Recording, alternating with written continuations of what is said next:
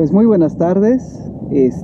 Son aproximadamente la 1 de la tarde de lunes y estoy aquí exactamente, aquí enfrente de la Facultad de Filosofía y Letras. Yo sé que muchas de ustedes no la han podido ver, entonces pues aquí la traigo un poquito para que vean cómo está por aquí. Todo está muy callado, todo está muy relajado y pues vamos a aprovechar para realizar nuestro primer video de esta optativa que se llama Herramientas de Comunicación, etcétera, etcétera, etcétera. Y este primer video lo tenemos contemplado para tratar el tema de la memoria.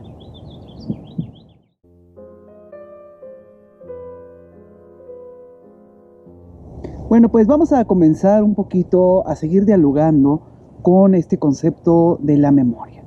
Como ya habíamos comentado, a mí me gustaría trabajar, siempre me gusta trabajar con este concepto platónico de, por un lado, mneme y por un lado, anamnesis. Las dos son como dos distintas caras que tiene la memoria. Ya lo habíamos platicado, la primera parte, la mneme, sería como una especie de activación necesaria en la que tú buscas en tu archivo de memoria, tú buscas algún dato en especial. Entonces, ya habíamos puesto el dato, pero se lo recordamos. Por ejemplo, si yo les digo si ustedes recuerdan cómo se llama su abuela, como su segundo apellido de su abuela, muchos de ustedes no lo tienen tan fresco, entonces se detienen un poquito, activan esta memoria y surge de alguna manera si es que la tienen presente en su archivo. Si no la tienen presente, se tienen que esperar, tienen que preguntar.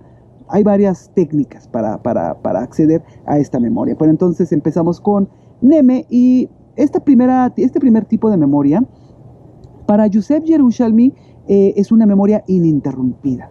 Por eso es mneme. ¿Qué quiere decir? Si se interrumpe, se convierte en olvido. Entonces, para que la mneme sea como la conocemos o como la necesitamos, tiene que ser un recuerdo que permanece ininterrumpido en el tiempo.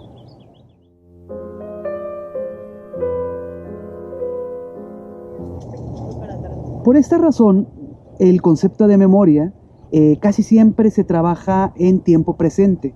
Difícilmente se trabaja en tiempo pasado, casi siempre se trabaja en tiempo presente precisamente por esta cuestión de que es un flujo ininterrumpido. Aquí, por ejemplo, me gustaría poner un par de ejemplos que tienen que ver como con la memoria nacional. Como la memoria nacional, por ejemplo, siempre se habla en presente. Tenemos, por ejemplo, y seguramente lo han escuchado, los conquistadores, los españoles nos conquistaron. Yo digo, los españoles nos conquistaron. Fíjense lo que quiere decir esto. Yo digo, yo sé que estoy viejo, sé que soy muy viejo, pero no tanto como para poder decir eso, ¿no? Que los conquistadores nos conquistaron. Los conquistadores conquistaron a unas personas hace mucho tiempo, de donde algunos de nosotros tenemos una carga genética, cultural y quizás hasta memoria colectiva.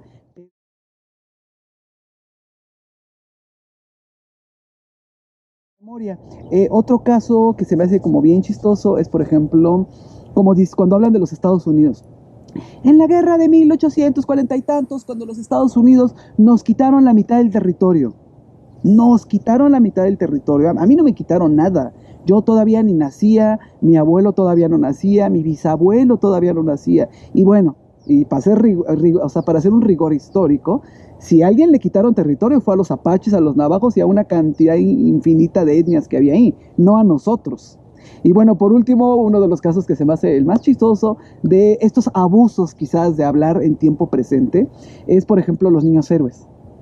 ¿Y cómo se llamaba el niño Juan Escutia, creo que era, ¿no?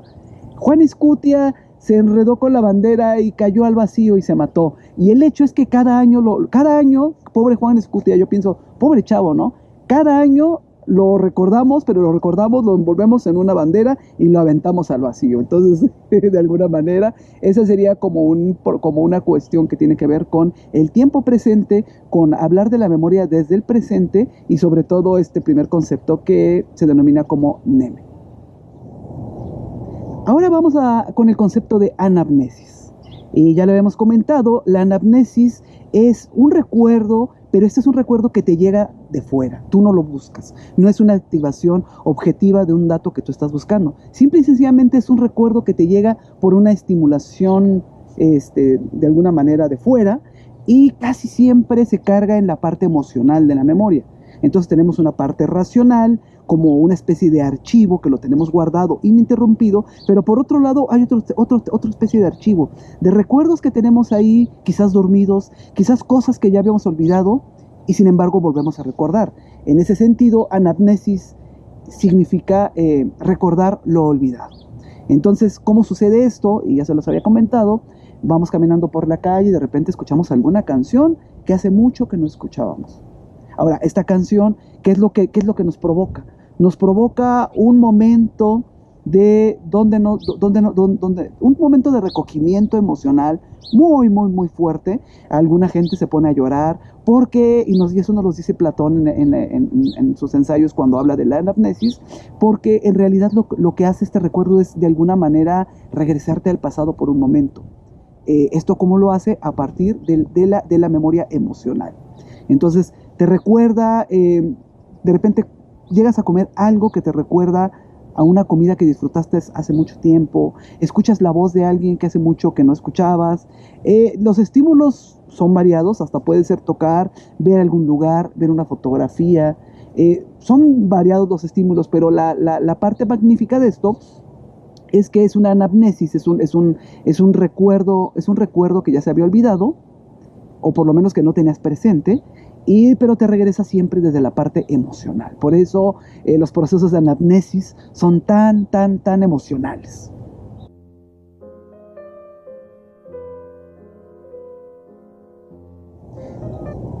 Hay varios ejemplos de anamnesis cuando hablamos de lo social.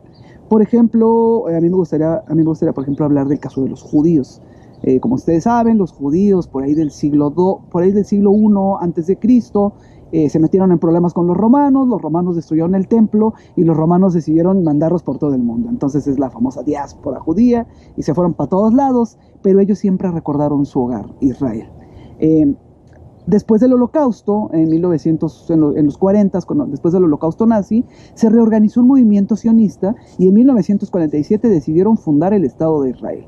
Cuando llegaron a este Estado de Israel, pues algunos hablaban alemán, otros hablaban yiddish, unos hablaban español, otros hablaban húngaro, y se hizo una reunión muy interesante llevada a cabo por Emma Goldman y por los líderes judíos de aquella época, y decidieron que el idioma oficial del Estado de Israel tenía que ser el hebreo. Entonces aquí es un hermoso ejemplo de anamnesis. ¿Por qué? Porque el hebreo, cuando decidieron recuperar el hebreo, se dieron cuenta que nadie hablaba hebreo. El hebreo era una lengua que se había muerto.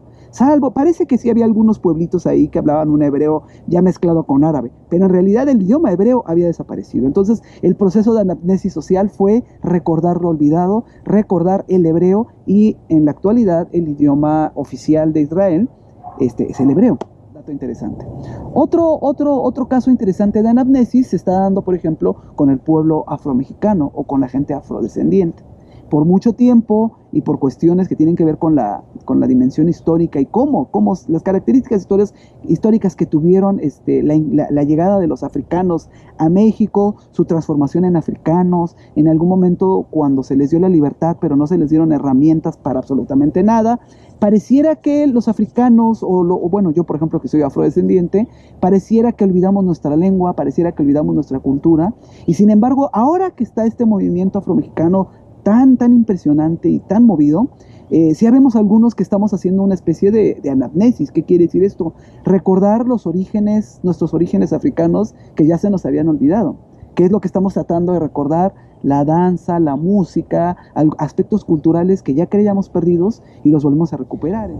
La memoria personal, y así lo vamos a manejar este concepto, es un dispositivo de relato de vida que reconstruye el pasado a partir de la experiencia, pero lo hace desde un presente, lo hace para dotar de sentido al presente. ¿Qué quiero decir con esto?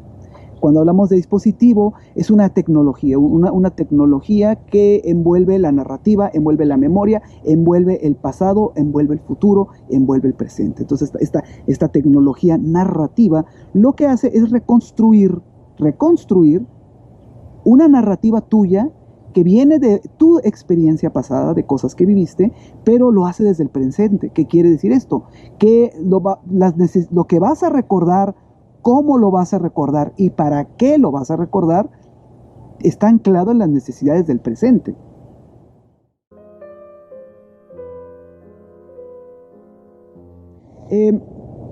Me recuerda un poco a la clepsidra.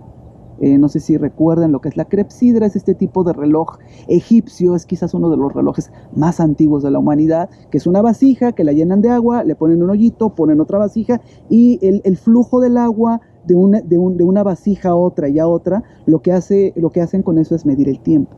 Entonces, digamos, si echas el agua en una vasija, todo lo que tarda en llegar hasta la vasija de abajo, por las dimensiones de la vasija, el ángulo, todo, es una hora. Entonces, antes de los relojes de arena, se hacían clepsidras. Y a mí me gusta mucho pensar en esta narrativa del pasado, porque es como una clepsidra.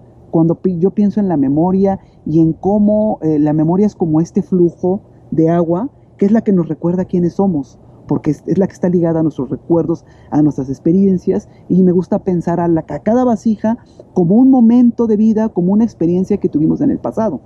Aquí está la cuestión bonita de la clepsidra. Si ustedes encontraran, por ejemplo, alguna de ustedes se encontrara con su yo, pero de hace 10 o 15 años, de cuando era niña, realmente eran unas personas tan distintas, pensaban de una manera tan distinta, sus opiniones, su manera de envolverse en el mundo es tan distinta que probablemente tú ahorita que tienes 20 años, si te encontraras con tú misma, pero de hace 10 años, quizás no se reconocerían. Ahora, y cuando tengan otros 20 años, por ejemplo, yo que ya tengo 46, o sea, difícilmente me reconocería con mis otros yo del pasado. ¿Qué es lo único que nos une? ¿O dónde se encuentra esta identidad que les digo? Precisamente en la memoria, en este flujo de agua que pasa de una vasija, cae a otra, cae a otra. Es este flujo de agua llena de experiencias, llenas de memoria, lo que nosotros podemos llamarle memoria personal. Yo en lo personal, bueno, yo personalmente, si pensara en mis otras vidas o mis otros yos, no me reconocería. En algún momento fui pandillero, un tiempo que viví en Los Ángeles, y llegué a ser rapero, era anarquista, o sea, eran muchos yos. Y seguramente ahorita soy profesor universitario, pero seguramente en el futuro voy a ser otra persona. Entonces, ¿qué es lo único que me ata a todos estos yos que he vivido mucho tiempo? Precisamente este flujo de memoria, y que es precisamente lo que te otorga esta identidad personal, a la que le podemos nosotros llamar memoria personal. Ahora vamos a hablar de Maurice Halbach y del concepto de memoria colectiva. Maurice Halbach fue un autor muy importante de la escuela francesa, que escribió varios textos que tienen que ver con la memoria colectiva precisamente antes de la Segunda Guerra Mundial. De hecho, él murió a manos de los nazis. Él estaba escapando de que no lo atraparan en los campos de concentración, que lo agarran los nazis y ¡pum!, que lo fusilan. Entonces, se sabe que su trabajo quedó un poquito detenido. Pero en su libro, la memoria colectiva o los marcos sociales de la memoria siguen siendo, digamos, un punto conceptual muy importante para nosotros que estudiamos estos temas. Podríamos decir que la memoria colectiva se construye a partir de tu propia experiencia, pero también de la experiencia de tu colectivo, de tu comunidad, de toda la gente que de alguna manera ha sufrido tu misma experiencia, o como lo pone como él lo señala en algunos momentos, tu misma catástrofe. Entonces hay momentos en los que la memoria colectiva se activa de una manera muy fuerte, y es casi siempre cuando son catástrofes.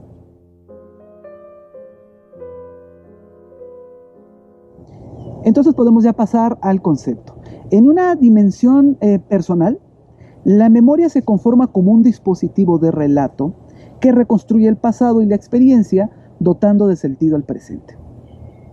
En una dimensión colectiva, la memoria se sitúa dentro de un campo donde la interpretación del pasado es construido a partir de las experiencias vividas socialmente, de tu colectivo, de tu familia, de tu grupo social, de tu etnia, de tu país, de un grupo muchísimo más amplio.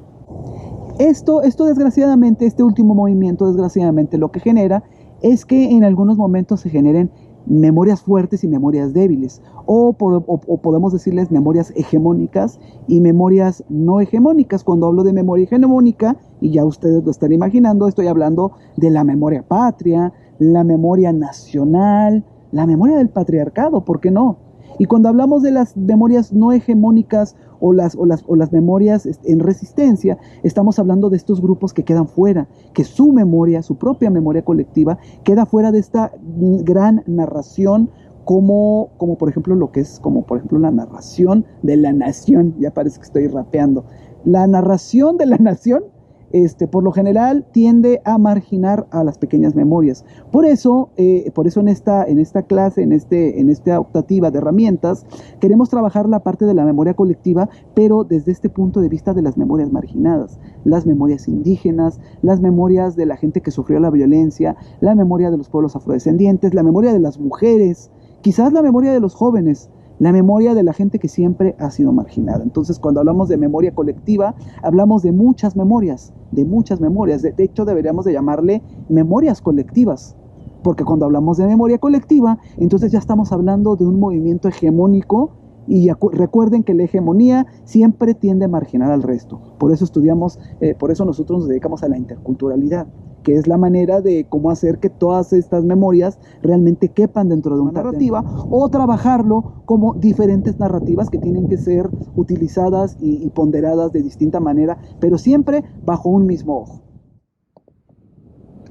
Y pues ya para terminar, aquí les dejo una pequeña vista de su querida facultad, de la que no han podido entrar desde hace años.